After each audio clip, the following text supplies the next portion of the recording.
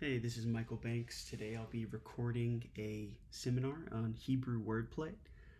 I hope that this series of lectures is accessible even to those who may know little to no Hebrew.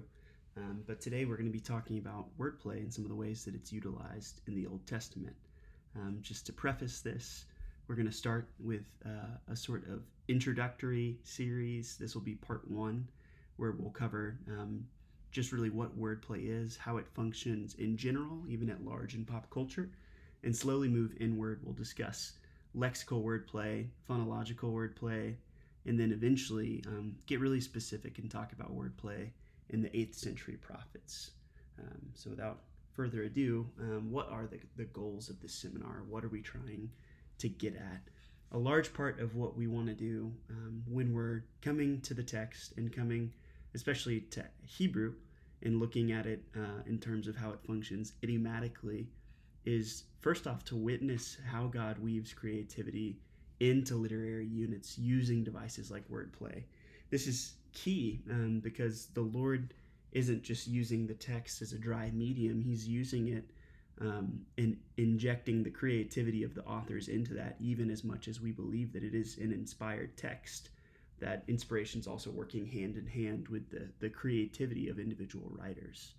Secondly, we want to gain a greater appreciation of Scripture's unity and cohesion. What you'll notice here is wordplay to a certain extent is thematic. If you see wordplay in one place, you'll begin to see it in others. So as we look at some of the examples from Proverbs, and eventually get into one very specific example having to do with knots in the book of Daniel, you'll see that there's coordination between not only chapters within a book, but also larger portions of Scripture that have similar elements of warning against rebellion, the natural outcome of rebellion if the example that is provided isn't heeded.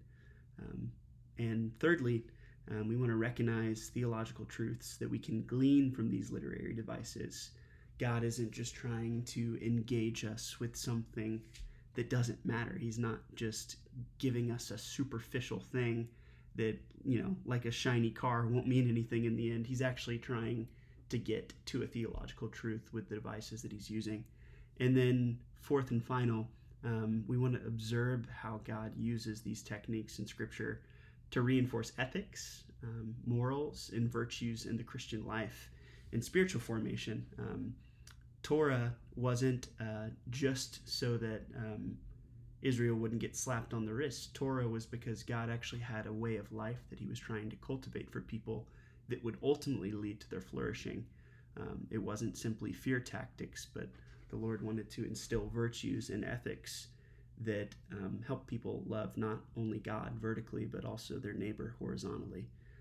We miss out on a lot if we think that the purpose of Torah and the purpose of law was just to shame people into submission or something like that, but rather God is trying to do something through the values that He's instilling in people. And oftentimes He does that through literary devices and through the narratives that we're reading that are also rooted in history.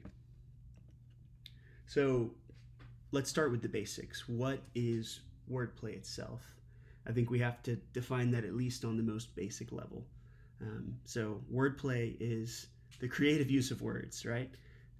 That's a very basic definition that we've been provided by Douglas Mangum.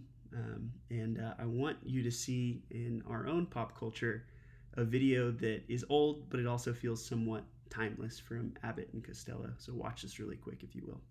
On the St. Louis team, we have who's on first, what's on second, I don't know who's on third. That's what I want to find out. I want you to tell me the names of the fellas on the St. Louis team. I'm telling you, who's on first, what's on second, I don't know who's on third. Do you know the fellas' names? Yes. Well, then who's playing first? Yes. I mean the fellow's name on first base. Who? The fellow playing first base for St. Louis. Who? The guy on first base. Who is on first? Well, what are you asking me for? I'm not asking you, I'm telling you, who is on first? I'm asking you who's on first. That's the man's name. That's whose name? Yes. Well, go ahead and tell me. Who? The guy on first. Who? The first base. Who is on first? Have you got a first baseman on first? Certainly. Then who's playing first? Absolutely.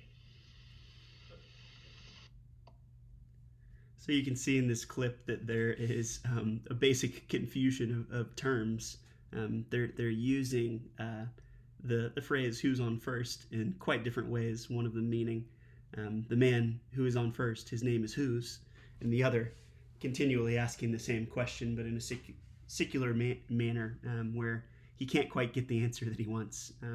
So this is an example, just from pop culture where it seems very, silly and redundant, but it at least has the effect on us of this comedic value. But Scripture's trying to do so much more than that. Let me see if I can skip to the next. Okay, there we go. Where do we see this pop up in popular literature? Because it's not just YouTube videos or reels that have been more recent, but this goes back to the beginning of literature. I mean, Alice's Adventure in Wonderland isn't the beginning, but it's at least a look back into the distant or the near past. Excuse me. So look at this example from Lewis Carroll's Alice in Wonderland. If I had a world of my own, everything would be nonsense. Nothing would be what it is, because everything would be what it isn't. And contrary-wise, what is, it wouldn't be, and what it wouldn't be, it would. You see? So there's almost this, postmodern attitude in defining words and having terms that nearly mean the same thing, but they're being slightly distorted, and leads to the confusion and dissonance within the actual question. You see, ironic, no, I don't. There's a confusion of terms here, and it's done through wordplay to also show that words do, in a certain sense, have a meaning within a context that can very quickly be stripped away if we don't try to adhere to that context. So let's talk about not the goals or the telos of this seminar, but the goals or telos of Hebrew wordplay within biblical literature itself. First, it's didactic. It teaches us something. It instructs. Some of the examples that we look at in Proverbs will evidence that. It's creative. It gives form and function to literary works. And it also gives room for literary ambiguity. We're going to look at some examples in Daniel where wordplay is very much used to define the qualities of characters, not only tell you things about the narrative, but also tell you about the quality of people in the narrative.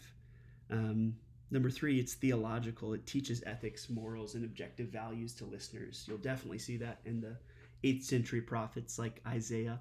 And it really does play a vital role in our spiritual formation. I think what's sad is because English is somewhat less idiomatic than Hebrew, we lose some of the beauty of the way that words mirror, mimic, and play and mock with each other. And then finally, it's humorous.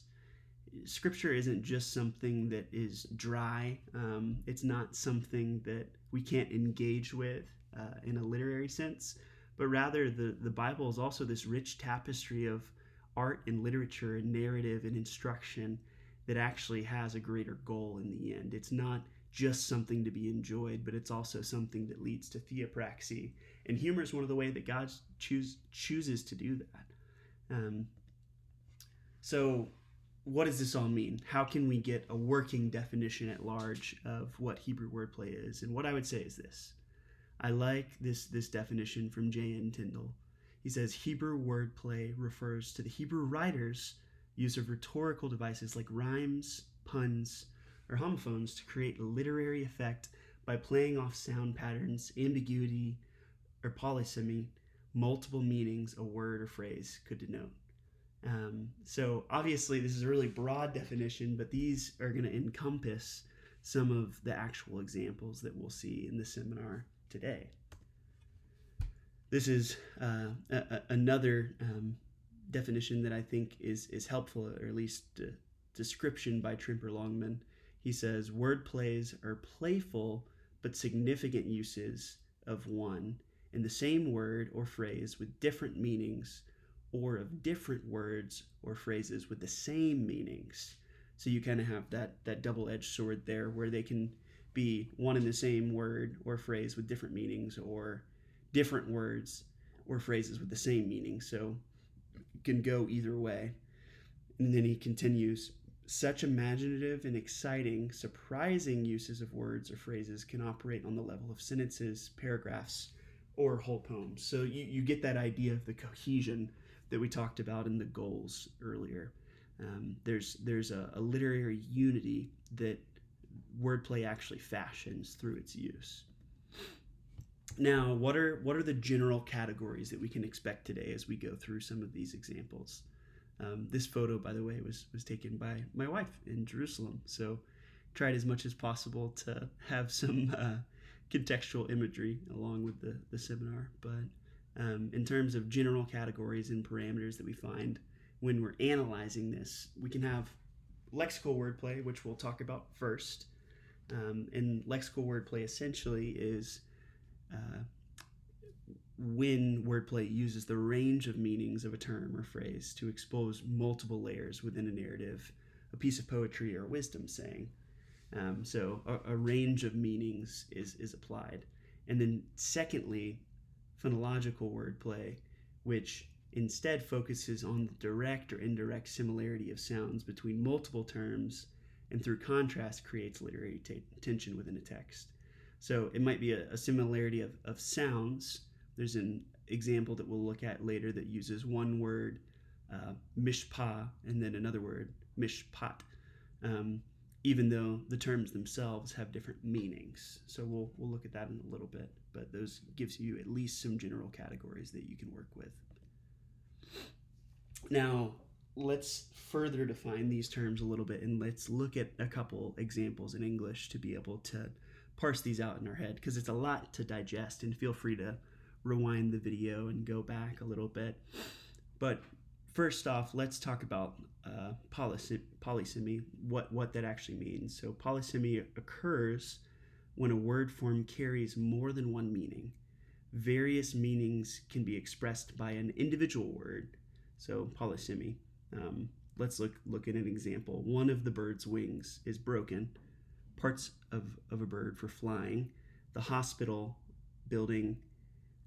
The hospital is building a new wing, a new part of the building. So same word, slightly different meanings that are actually carried out.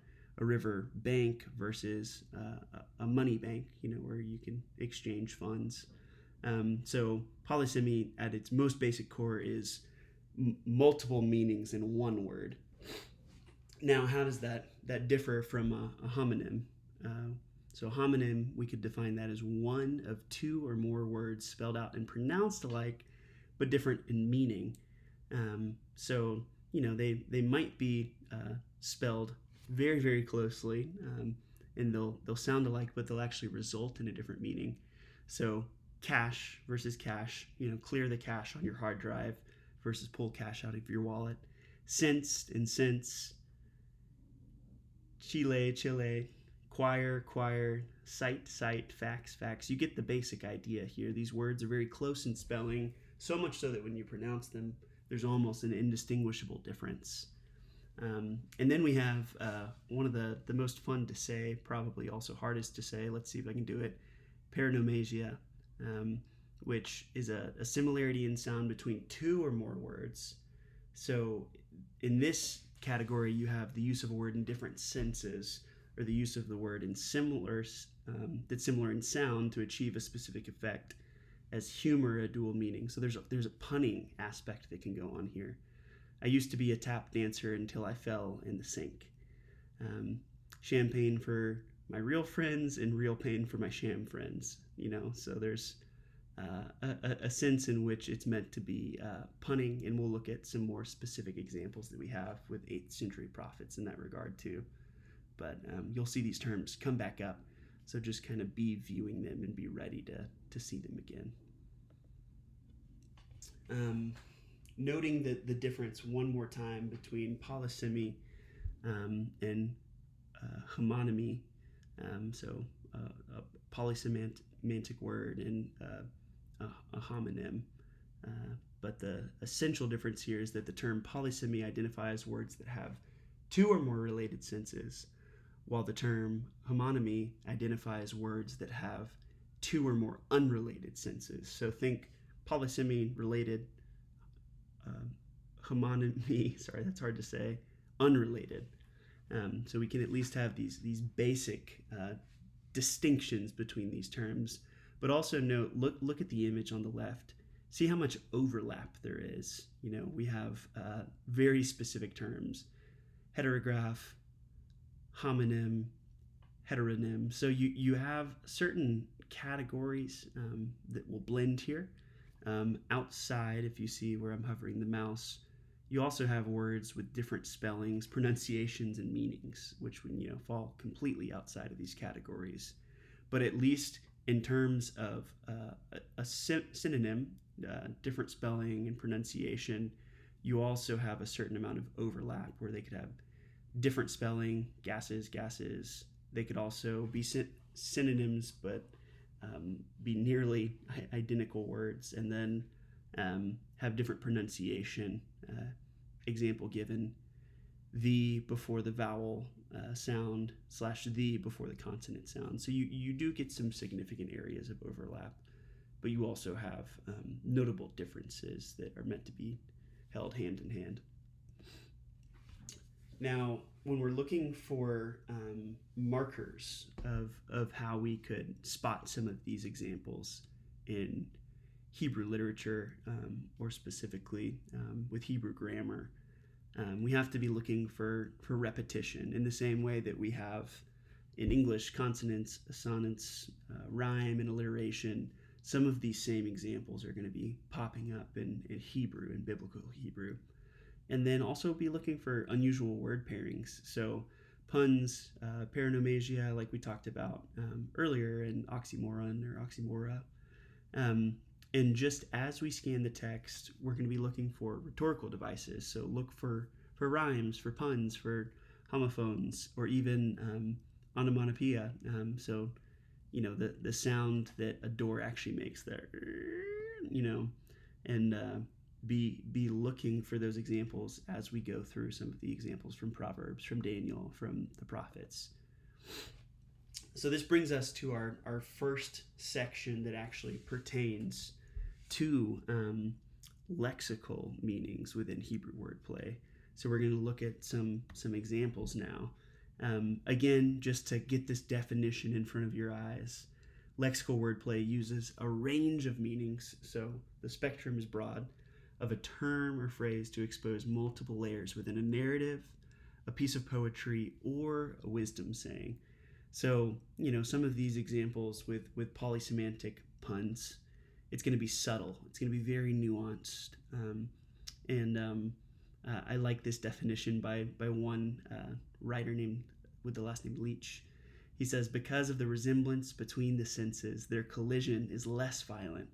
So you'll have some examples that are very toned down, almost so toned down that you miss it.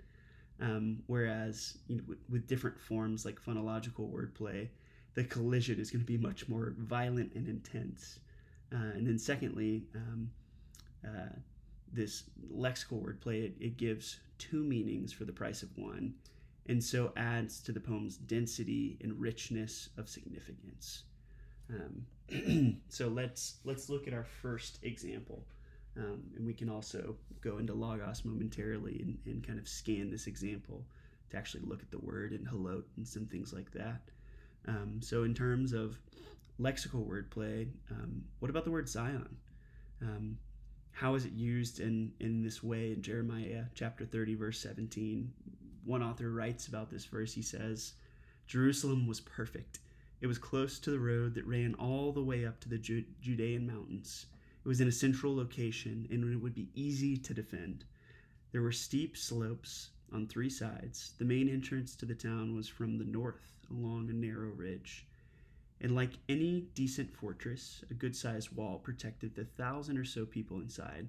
Well, it was almost perfect. Here's the catch. It was on the edge of a desert. No wonder they called it Zion, meaning parched place. So we have such, an exalted image of Jerusalem, especially when it's called Zion, and yet the actual name is a use of lexical wordplay, the meaning parched place. So we can think about this for a minute. A double meaning can be brought to one's attention via the repetition of the same sequence, first in one sense and then in the other. So one word can be used in multiple ways, multiple senses, to convey continuity of thought, or, like we have here, a contrast. So Zion is an essential focus of the text, and yet it carries a second meaning: dryness, parched ground. So the two meanings of this word are held in tension with one another. There's the effect of Yahweh's judgment looming as a warning if people don't actually listen to him. So we'll go over to Logos for just a minute and look at Jeremiah 30:17. So when we actually find Zion here, we can see the word in the text. It can refer to the group of people in Jerusalem. It can have a very lofty connotation, but it can also be used in a way that is ominous and forewarning. So, we can look at examples of how it's used here in multiple instances. You see Jeremiah 30:17, but we also see instances where it's used in Isaiah. For example, daughter Zion is left isolated like a hut in a vineyard or a shelter in a cucumber field. She is a besieged city. So, what would have been in many ways Jerusalem's prized possession is left isolated. It's parched land. And so we can, continue to look at those examples. But going back to the actual presentation, let's continue to examine other examples of lexical wordplay. Next, we're going to look at an example of multiple meanings in the text. So Proverbs 30:33 is an example where wordplay is used for instruction. We have a polysemantic example of multiple meanings, to create a memorable effect. So let's preface this with looking at the actual verse itself. So it reads in Proverbs 30:33, "For pressing milk brings forth curd, and pressing the nose brings forth blood, and pressing anger brings forth strife." So this is definitely a little bit weird when we translate it into English, but once we see that these words off, for example, can mean nose or anger depending on context, and then we see that this secondary word, chemak, sounds like another word for anger again, we see three parallel phrases within the text. So there's kind of this warning in here that's used by the repetition of different sounds. So we have pressing, pressing, pressing, noting that ultimately these sounds are carrying very similar connotations. So multiple meanings are at hand that's operating as a warning against strife and anger. We also have another example where wordplay is involving just a single word. So let's look at the root shamar that's repeated twice in Proverbs 19:16 with two different senses. So again, polysemantic wordplay, multiple meanings, but in this case, it's a single word by itself. It's not like the example that we just looked at. So there's a correlation between the deed and the consequence itself. So we have somer misva, somer napso. So in English, he who keeps, observes, the command will keep, i.e. preserve his life.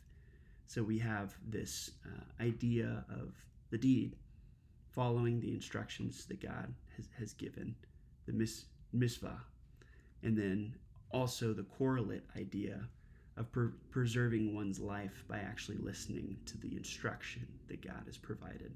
So there's an ethical element here, but there's also an element of instruction and judgment that is forewarned without instruction.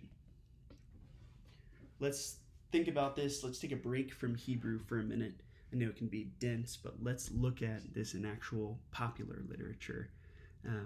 We all have to, maybe are forced to read Shakespeare in high school, but we have the example of, "Nay, gentle Romeo, we must have you dance."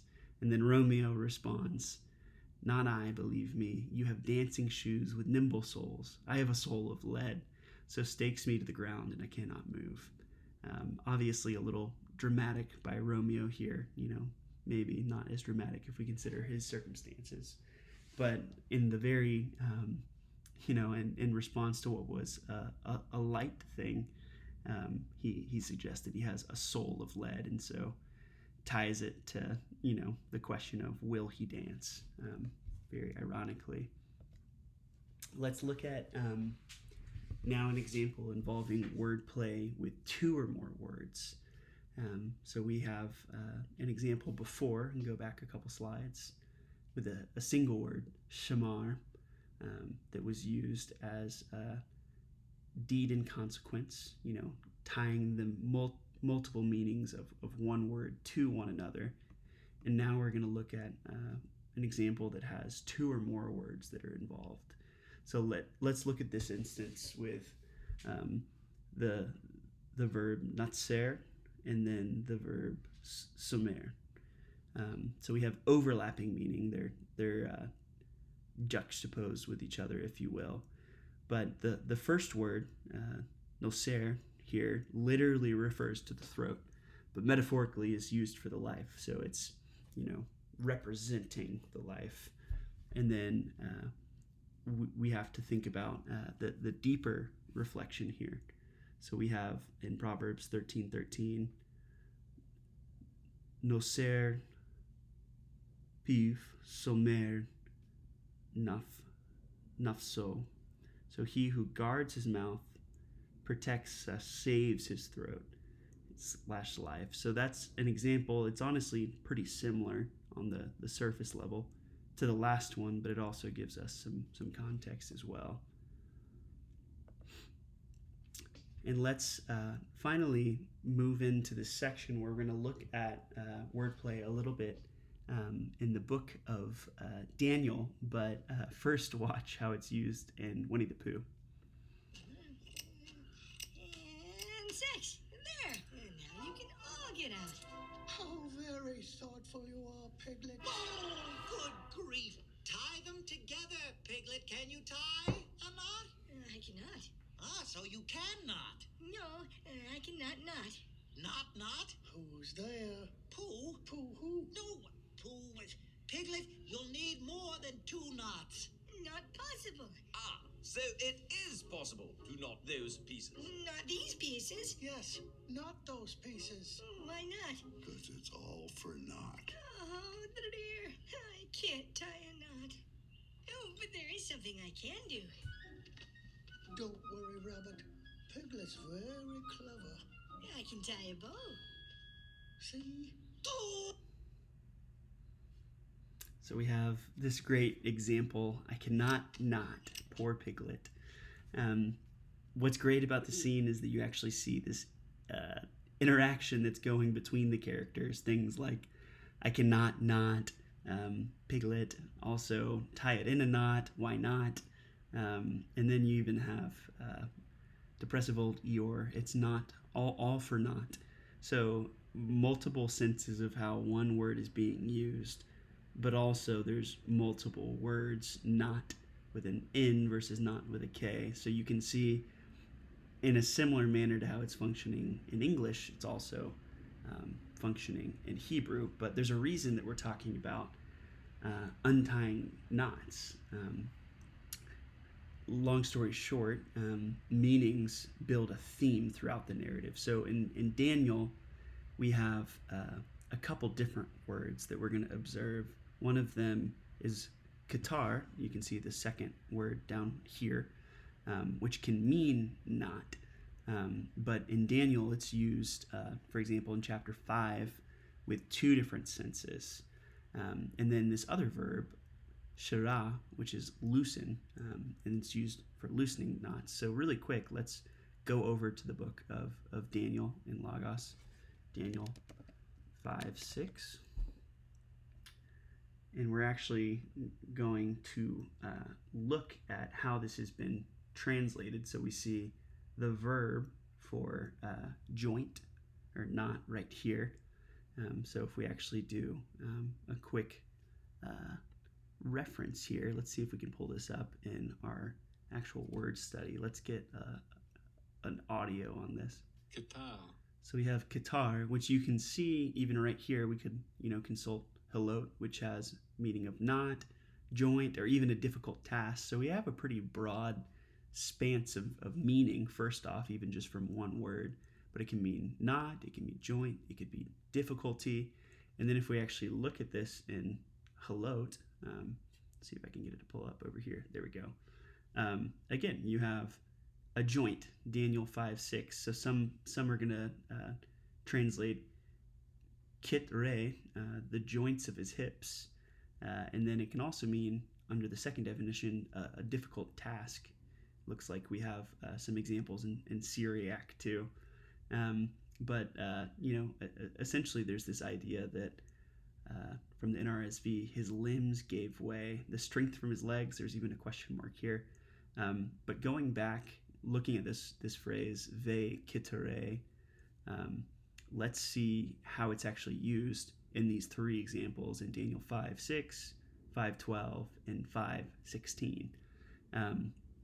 Again, two words, shira for loosen, and then kitar for knot, used three different times in Daniel with two different senses.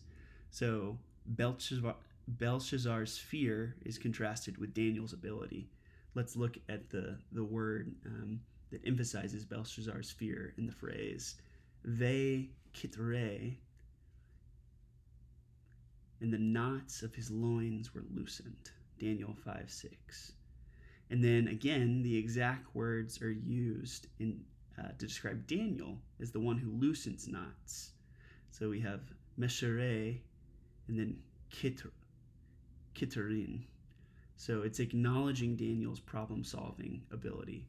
So if we go back again, we have that example from Net, how they translate it.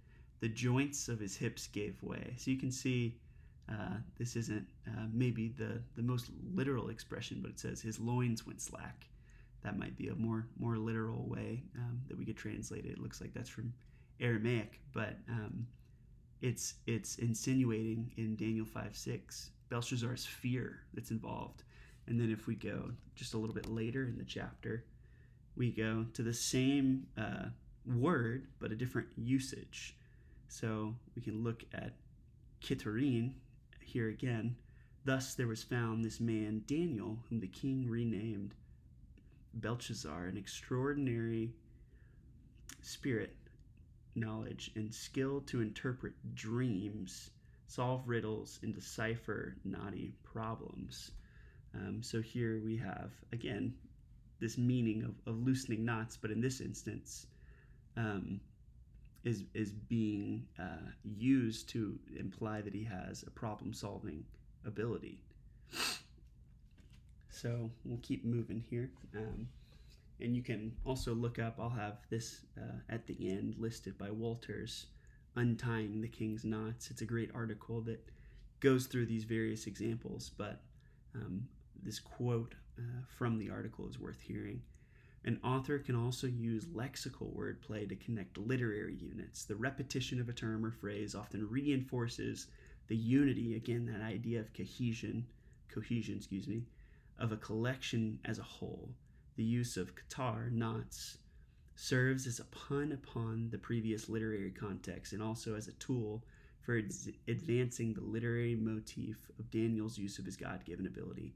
So from fear eventually to deciphering and actually using his God-given abilities to resolve problems. So we're going to pause here. In the next lecture, we'll go over both phonological wordplay, as you see here, in addition to what we've already covered with lexical wordplay today. And then eventually we'll close out with a little bit of exploration into the 8th century prophets. But I hope that you enjoyed this first lecture. Feel free to go back and watch it again, and we'll go from there. Thank you.